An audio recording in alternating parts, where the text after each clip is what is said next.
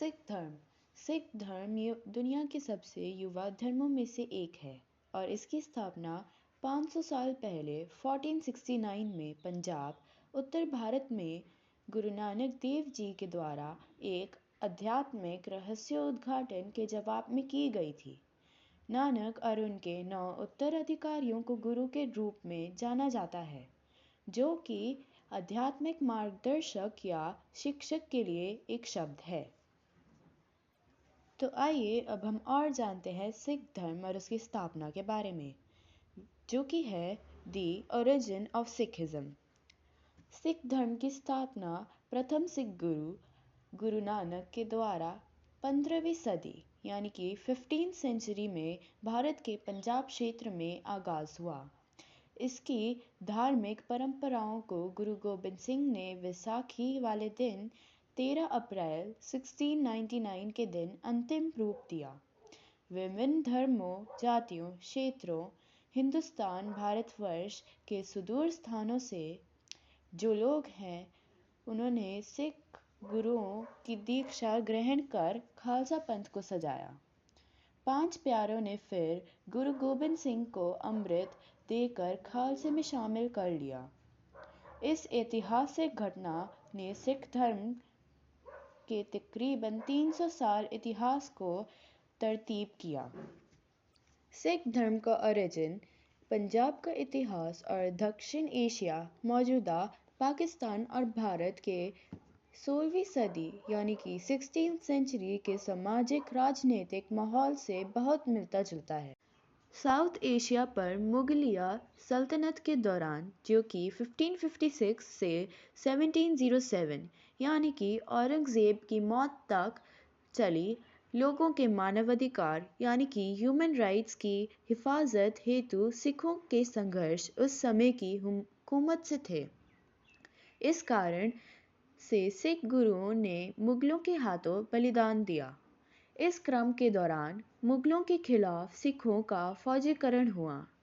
सिख मिसलों के अधीन सिख राज स्थापित हुआ और महाराजा रंजीत सिंह के हुकूमत के अधीन सिख साम्राज्य, जो एक ताकतवर साम्राज्य होने के बावजूद ईसाइयों, मुसलमानों और हिंदुओं के लिए धार्मिक तौर पर सहनशील और धर्मनिरपेक्ष था। आम तौर पर सिख साम्राज्य की स्थापना सिख धर्म के राजनीतिक तल का शिखर माना जाता है।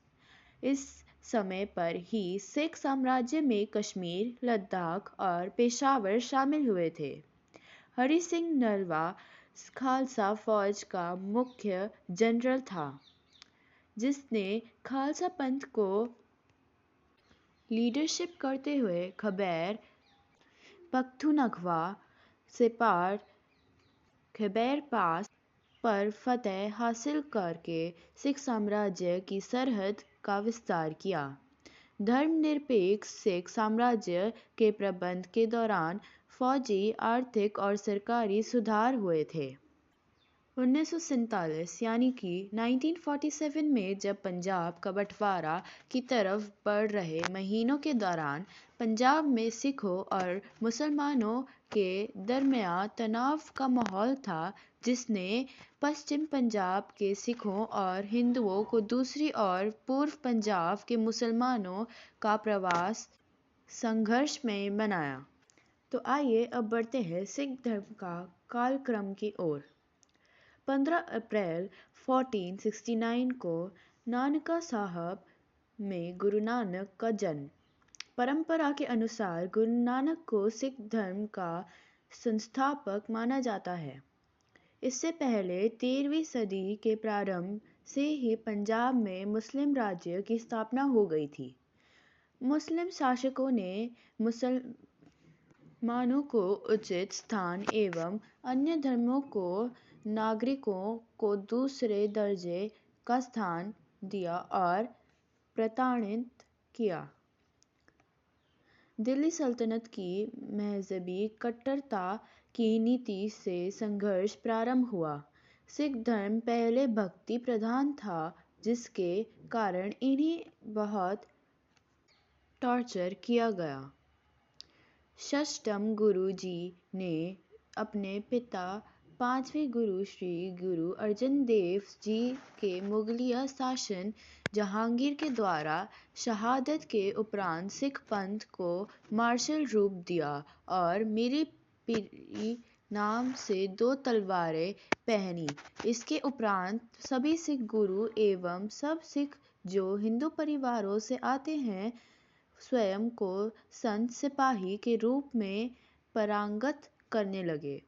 जब कश्मीरी पंडितों का एक जत्था पंडित श्री कृपाराम जी की अध्यक्षता में श्री आनंदपुर साहिब श्री गुरु तेग बहादुर साहिब जी से मिला और कश्मीर में औरंगजेब द्वारा जबरन हिंदुओं को मुस्लिम धर्म में तब्दील किया जाने की अत्याचारों भरी व्यथा बयान की। इस पर 9वें गुरु जी ने समाज को सर्वधर्म समभाव और ना डरो ना डराओ का उपदेश देते हुए अंत में दिल्ली में अपने 3 सिखों श्री दयाला जी, श्रीमती दास जी एवं श्री सतीदास जी के साथ अपना भी बलिदान धर्म रक्षा हेतु दे दिया। कालक्रम में 9 अन्य गुरुओं ने इस परंपरा को सुदृढ़ किया। सिख मानते हैं कि सभी 10 मानव गुरुओं में एक ही आत्मा का वास था। 10वें गुरु गोबिंद सिंह की मृत्यु के बाद गुरु की अनंत आत्मा ने स्वयं को गुरु ग्रंथ साहिब में स्थानांतरित कर लिया। इसके उपरांत गुरु ग्रंथ साहिब को ही एकमात्र गुरु माना गया। 1487 में गुरु नानक का विवाह माता सुलखनी से हुआ। 1539 में गुरु अंगद देव द्वितीय गुरु माने जाते थे। वह गुरु नानक के शिष्य थे। उन्होंने नानक देव जी की शिक्षाओं को स्पष्ट करने का कार्य किया। इस हेतु उन्होंने गुरमुखी लिपि का विकास किया। नानक देव जी की वाणी को गुरुवाणी के रूप में लिपिबद्ध कराया। लंगर प्रथा का प्रचलन, सत्संग के केंद्र मंझिया की स्थापना, गुरु ग्रंथ साहिब को संकलित करवाना आदि महत्वपूर्ण कार्य भी इन्होंने ही किए।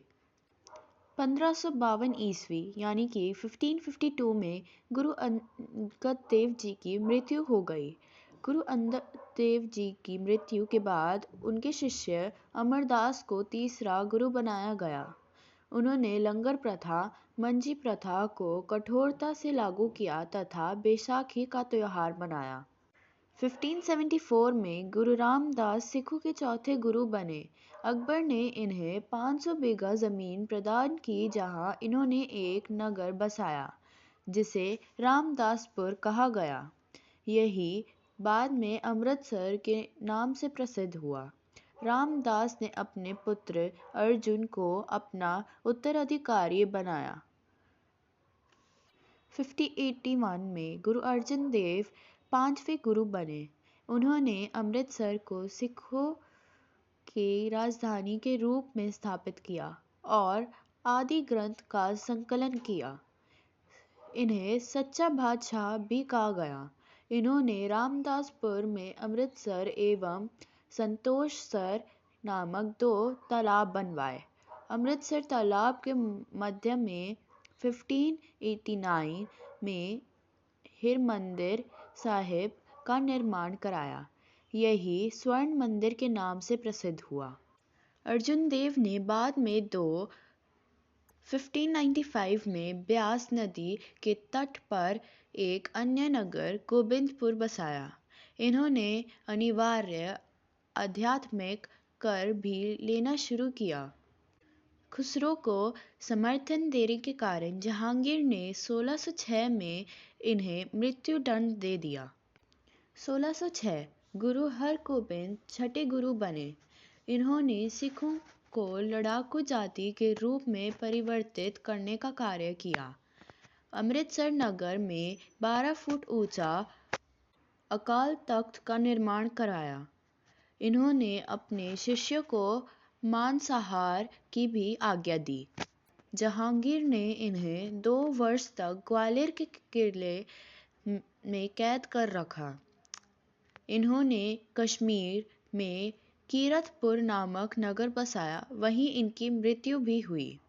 1645 यानी कि 1645 में गुरु हर राय 7वें गुरु बने। इन्हीं के समय शाहजहां के पुत्रों में उत्तराधिकार का युद्ध हुआ था। सामोगढ़ की पराजय के बाद दारा शिकोह इनसे मिला था। इससे नाराज होकर औरंगजेब ने इनको दिल्ली बुलाया। यह स्वयं नहीं गए और अपने बेटे राम राय को भेज दिया। राम राय के कुछ कार्यों से औरंगजेब प्रसन्न हो गया, जबकि गुरु नाराज हो गए।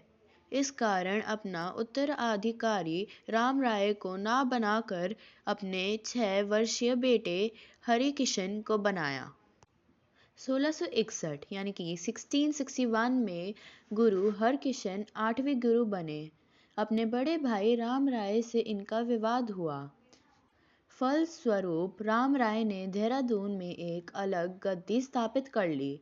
इसके अनुयायी राम राई के नाम से जाने गए। हरकिशन ने अपना उत्तराधिकारी तेग बहादुर को बनाया। 1664 यानी कि 1664 में गुरु तेग बहादुर 9वें गुरु बने। ये हरगोविंद के पुत्र थे। इन्हीं के समय में उत्तराधिकार का झगड़ा प्रारंभ हुआ। 1675 यानी कि 1675 में औरंगजेब ने गुरु तेग बहादुर को दिल्ली बुलवाया और इस्लाम स्वीकार करने को कहा। मना करने पर इनकी हत्या कर दी गई। 1666 यानी कि 1666 में गुरु गोविंद सिंह का पटना में जन्म हुआ। 1675 यानी कि 1675 में गुरु गोविंद सिंह सिखों के 10वें गुरु बने। इन्होंने आनंदपुर नामक नगर की स्थापना की और वहीं अपनी गद्दी स्थापित की। अपने खालसा पंथ की स्थापना की, जो सैनिक संतों का विशिष्ट समूह था। खालसा प्रतिबद्धता, समर्पण और सामाजिक चेतना का सर्वोच्च गुणों को उजागर करता है। आज के लिए सिर्फ इतना ही। अगर आपको वीडियो पसंद आया हो तो लाइक और सब्सक्राइब करना मत भूलिएगा।